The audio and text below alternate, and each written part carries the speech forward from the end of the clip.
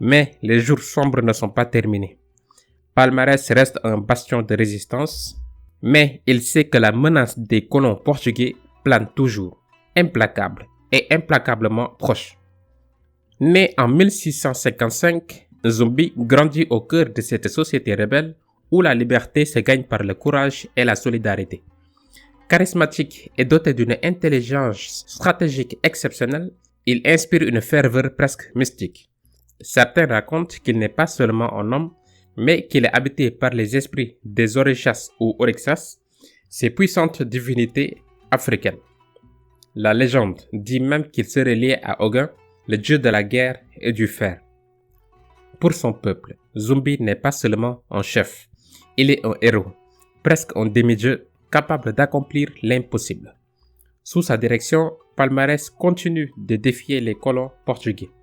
Zumbi améliore les fortifications et adopte des stratégies de guérilla redoutables.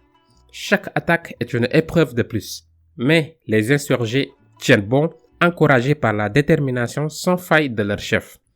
Pendant près de 15 ans, ils résistent avec une poignée d'insurgés face aux assauts répétés des colons. Cependant, les Portugais ne renoncent jamais. Ils voient en Palmares une menace directe à leur autorité. En 1693, une expédition échoue, mais cela ne fait que renforcer leur volonté d'en finir une bonne fois pour toutes avec ce bastion de liberté.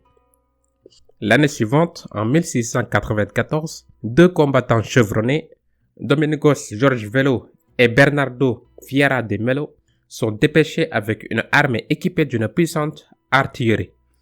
Ils lancent un assaut massif et destructeur contre Palmares. La bataille est féroce.